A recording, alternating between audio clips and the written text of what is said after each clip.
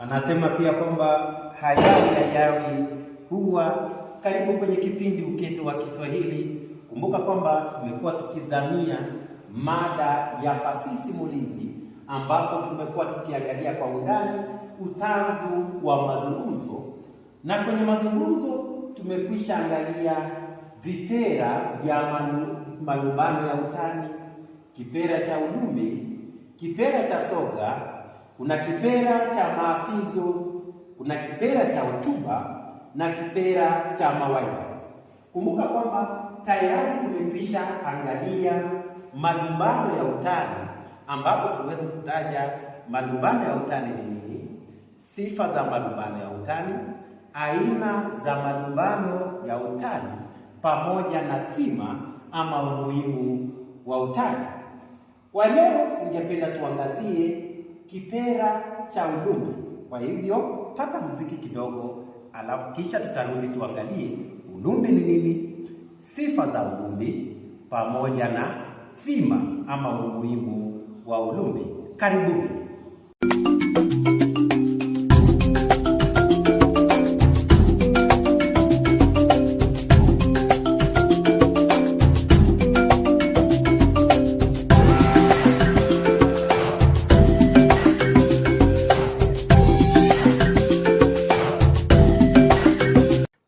Naam, kama nilivyotanguliza, niliweza kusema kwamba leo tutaangazia ulumbi kama mojawapo ya kipera cha mazungumzo. Tutaangalia maana ya ulumbi, tutaangazia aina za ulumbi, tutaweza kuzungumzia sifa za ulumbi, na mwishowe tutamalizia mada yetu ya leo kwa kuangalia umuhimu wa ulumbi. Usisahau kusubscribe kwenye kipindi hiki. Unaweza ukaandika pia ujumbe, unaweza ukalike. Kwanza tukiangalia maana ya ulumbi. Ulumbi ni sanaa ya kutumia lugha kwa ustadi, uhodari na ufundi wa hali ya juu ili kuwasilisha mawazo, hisia au ujumbe kwa namna ya kuvutia, kushawishi na kugusa hisia za hadhira. Ni matumizi ya lugha yenye mvuto wa kipekee, ambapo mlumbi huelezea jambo la kawaida kwa namna inayolifanya lionekane la thamani, la kuvutia na lenye umuhimu mkubwa kwa wasikilizaji.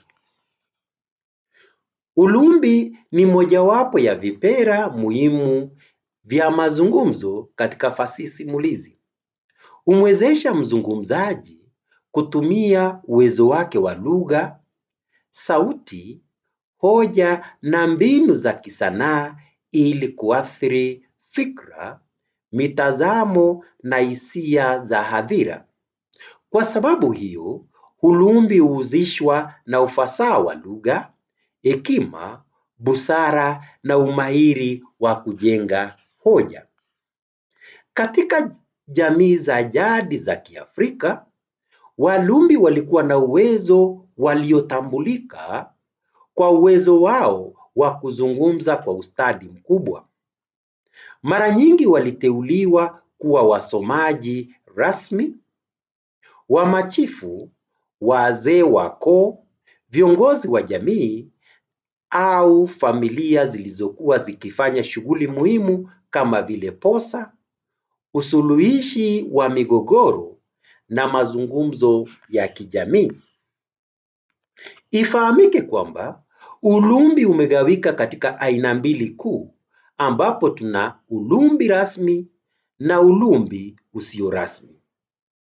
Tukieleza kwa kifupi tu, ulumbi rasmi ni ulumbi unaotokea katika mazingira rasmi kama vile mikutano, mahakama za jadi, shughuli za serikali, kampeni za kisiasa, mijadala rasmi na sherehe za kitaifa. Huku kwingine, ulumbi usio rasmi Huu ni ulumbi unaofanyika katika mazingira ya kawaida ya kijamii kama vile mazungumzo ya kifamilia, sherehe za kitamaduni, vikao vya marafiki na shughuli nyingine za kijamii. Naomba kwamba nimeze tama la maji alafu nitarejea.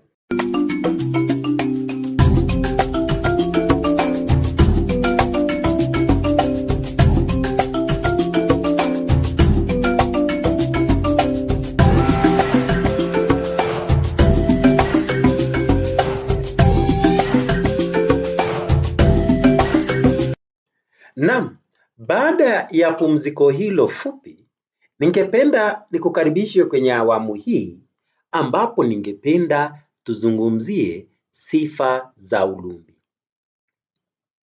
Sifa ya kwanza ni kwamba ulumbi hutumia lugha ya kifasihi. Hapa ni kusema kwamba ulumbi hutegemea matumizi ya lugha iliyopambwa kwa tamathali za semi na mbinu nyingine za kisanaa. Lugha hiyo huongeza uzuri, inaongeza mvuto, inaongeza pia athari za ujumbe unaowasilishwa. Sifa ya pili ni kwamba ulumbi hushawishi hadhira. Kumbuka kwamba lengo kuu la ulumbi ni kuwafanya wasikilizaji wakubali, waunge mkono au wafurahie hoja na mawazo anayoyawasilisha. Sifa ya tatu ni kwamba ulumbi hujitokeza katika miktadha rasmi na ya kijamii. Hapa ni kusema ulumbi hupatikana katika hotuba, mijadala, mazungumzo ya posa, mikutano ya viongozi, sherehe za kitamaduni na hafla mbalimbali za kijamii. Suala ama sifa nyingine ni kwamba ulumbi hutumia chuku kwa kiwango kikubwa. Ikumbuke kwamba walumbi hutumia chuku ili kusisitiza jambo, kuongeza mvuto wa ujumbe na kuibua hisia za hadhira. Sifa ya tano ni kwamba ulumbi hutumia urudiaji wa maneno. Kurudiarudia maneno, misemo na vifungo vya sentensi husaidia kusisitiza ujumbe na kuufanya uweze kukumbukwa kwa njia rahisi kabisa. Ulumbi pia hutumia mbinu mbalimbali za lugha. Kwamba ulumbi huambatana na matumizi ya methali, misemo, nahau, tabaini, tashbihi, kinaya na kadhalika. Na kumbuka kwamba mbinu hizi huwa na umuhimu wa kuongeza uzuri na ufanisi wa mawasiliano. Sifa nyingine ni kwamba ulumbi huhitaji ufasaha wa lugha. Kwamba mlumbi lazima awe na uwezo mkubwa wa kuchagua maneno yanayofaa na kuyatumia kwa usahihi kulingana na mazingira husika. Jambo jingine ni kwamba ulumbi huhitaji ujasiri na kujiamini. Mlumbi bora huzungumza mbele ya hadhira bila ya kuwa na hofu na hata kwa sauti yenye mamlaka, udhabiti na hata mvuto. Mwisho ni kwamba ulumbi huakisi utamaduni wa jamii. Kwamba ulumbi hubeba maadili, hubeba mila, desturi, historia, imani na falsafa ya jamii husika. Kwa hivyo naomba kwamba tuweze kuchukua pumziko jingine. Tutakaporejea basi tutaangalia umuhimu wa ulumbi. Asanteni.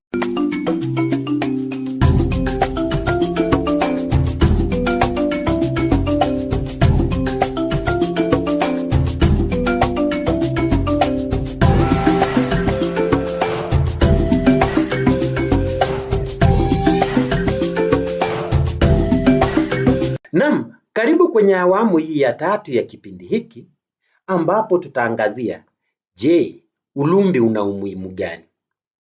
Kwanza kabisa, ulumbi hukuza uwezo wa kujieleza hadharani. Humwezesha mtu kuwasilisha mawazo yake mbele ya hadhira kwa ujasiri, kwa ufasaha na mpangilio mzuri.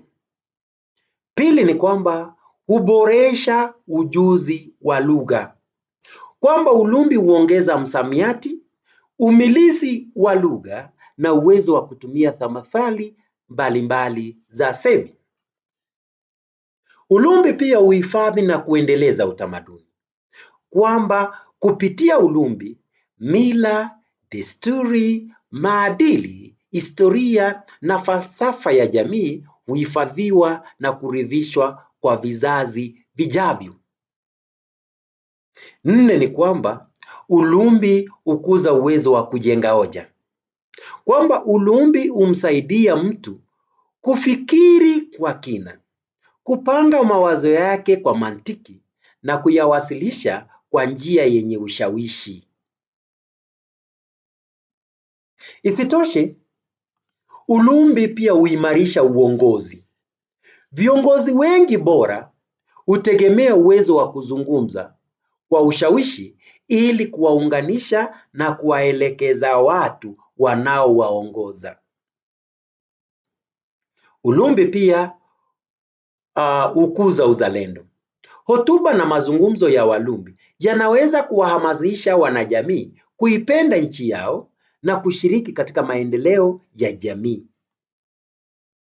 Mwisho ni kwamba ulumbi huimarisha mshikamano wa kijamii, kwamba ulumbi huweza kutumika kuhimiza umoja, ushirikiano na maelewano miongoni mwa wanajamii. Pia ulumbi husaidia katika kutatua migogoro. Walumbi wenye busara wanaweza kutumia lugha ya ushawishi kuleta maridhiano na kutuliza migogoro katika jamii.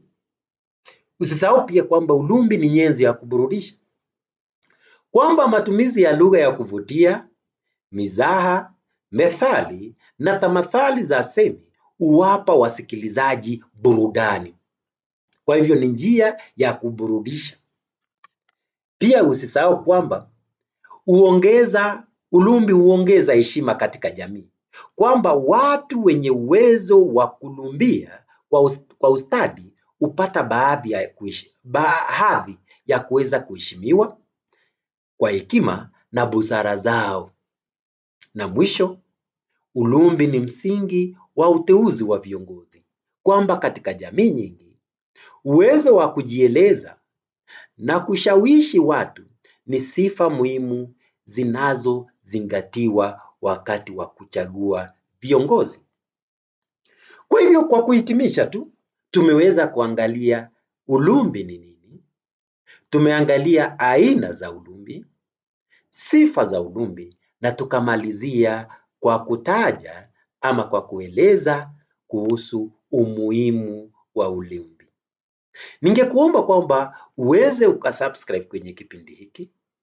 Ningeomba pia kwamba unaweza ukaandika ujumbe. Ningeomba pia kwamba unaweza ukalike kwenye kipindi chetu. Kipindi hiki kinakujieni kwa heshima ili kuweza kujenga msamiati wa lugha, sarufi ya Kiswahili na fasihi ya Kiswahili. Jina langu ni Kaka Munai. Kipindi ni Uketo wa Kiswahili. Nawatakia alasiri mwanana mwa siku ya Alhamis, Juni 10, mwaka 2026, hadi wakati wa kipindi kingine, na kutakia jioni njema yenye mafanikio mengi. Asanteni sana.